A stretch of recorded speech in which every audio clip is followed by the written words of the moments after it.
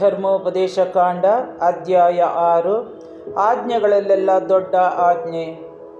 ನಿಮ್ಮ ದೇವರಾದ ಸರ್ವೇಶ್ವರ ಸ್ವಾಮಿ ನಿಮಗೆ ಬೋಧಿಸಲು ನನಗೆ ಆಜ್ಞಾಪಿಸಿದ ಈ ಧರ್ಮೋಪದೇಶವನ್ನು, ವಿಧಿ ನಿರ್ಣಯಗಳನ್ನು ನೀವು ನದಿ ದಾಟಿ ಸ್ವಾಧೀನಪಡಿಸಿಕೊಳ್ಳಲಿರುವ ನಾಡಿನಲ್ಲಿ ಅನುಸರಿಸಬೇಕು.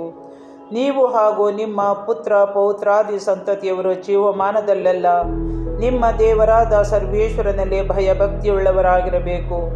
ನಾನು ಈಗ ಬೋಧಿಸುವ ಅವರ ವಿಧಿ ನಿರ್ಣಯಗಳನ್ನೆಲ್ಲ ಅನುಸರಿಸಬೇಕು. ಆಗ ನೀವು ದೀರ್ಘಕಾಲ ಬಾಳುವಿರಿ. ಅದಕ್ಕಾಗಿಯೇ ಇವುಗಳನ್ನು ಆಜ್ಞಾಪಿಸಿದ್ದಾರೆ. ಆದುದರಿಂದ ಇಸ್ರಾಯೇಲರೇ, ನಿಮ್ಮ ಪಿತೃಗಳ ದೇವರಾದ ಸರ್ವೇಶ್ವರ ವಾಗ್ದಾನ ಮಾಡಿದ ಪ್ರಕಾರ ಹಾಲು ಜೇನು ಹರಿಯುವ ನಾಡಿನಲ್ಲಿ ನಿಮಗೆ ಶುಭ ಉಂಟಾಗುವಂತೆ, ನೀವು ಬಹಳವಾಗಿ ಹೆಚ್ಚಿ ಅಭಿವೃದ್ಧಿಯಾಗುವಂತೆ ಈ ಆಜ್ಞೆಗಳನ್ನು ಲಕ್ಷ್ಯವಿಟ್ಟು ಕೇಳಿ ಅನುಸರಿಸಿರಿ.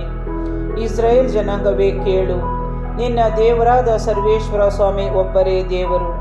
ನಿನ್ನ ಪೂರ್ಣ ಹೃದಯದಿಂದ, ಪೂರ್ಣ ಪ್ರಾಣದಿಂದ, ಪೂರ್ಣ ಶಕ್ತಿಯಿಂದ ನಿನ್ನ ದೇವರಾದ ಸರ್ವೇಶ್ವರನನ್ನು ಪ್ರೀತಿಸು.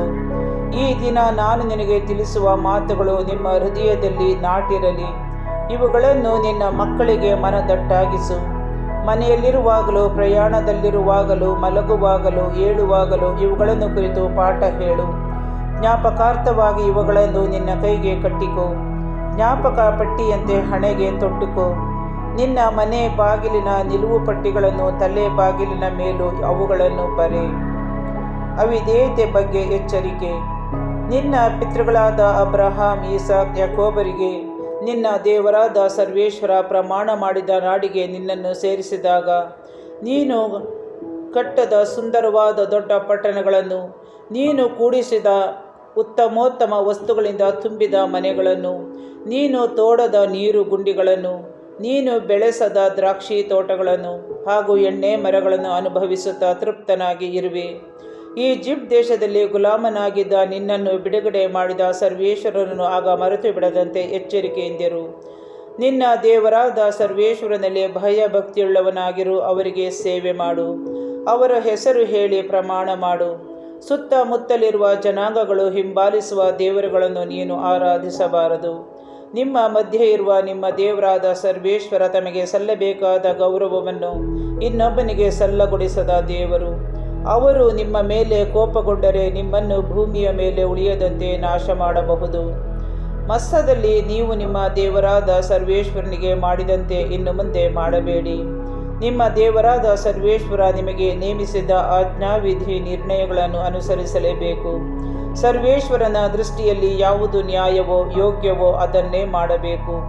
ಹೀಗೆ ನಡೆದರೆ ನಿಮಗೆ ಶುಭ ಉಂಟಾಗುವುದು ಮತ್ತು ಸರ್ವೇಶ್ವರ ನಿಮ್ಮ ಪಿತೃಗಳಿಗೆ ಪ್ರಮಾಣಪೂರ್ವಕವಾಗಿ ಕೊಟ್ಟ ಉತ್ತಮ ನಾಡನ್ನು ನೀವು ಸೇರಿ ಸ್ವಾಧೀನ ಮಾಡಿಕೊಳ್ಳುವಿರಿ. ಅಲ್ಲದೆ ಅವರೇ ಮಾತು ಕೊಟ್ಟಿರುವಂತೆ ನಿಮ್ಮ ಶತ್ರುಗಳನ್ನು ನಿಮ್ಮ ಮುಂದೆಯೇ ತೊಲಗಿಸುವರು. ಇನ್ನು ಮುಂದೆ ನಿಮ್ಮ ಮಕ್ಕಳು ಈ ಆಜ್ಞಾವಿಧಿ ನಿರ್ಣಯಗಳನ್ನು ನಮ್ಮ ದೇವರಾದ ಸರ್ವೇಶ್ವರ ಏಕೆ ನೇಮಿಸಿದರು ಎಂದು ವಿಚಾರಿಸುವರು. ಆಗ ನೀವು ಅವರಿಗೆ, ನಾವು ಈಜಿಪ್ಟಿನಲ್ಲಿ ಫರೋಹನಿಗೆ ಗುಲಾಮರಾಗಿ ಇದ್ದೆವು.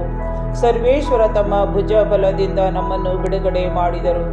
ಭಯಂಕರ ಆದ ಮಹತ್ ಕಾರ್ಯಗಳಿಂದ ಮತ್ತು ಸೂಚಕ ಕಾರ್ಯಗಳಿಂದ ಈಜಿಪ್ಟಿನವರನ್ನು, ಫರೋಹನನ್ನು, ಅವರ ಮನೆಯವರನ್ನು ನಮ್ಮ ಕಣ್ಣೆದುರಿನಲ್ಲೇ ಶಿಕ್ಷಿಸಿದರು.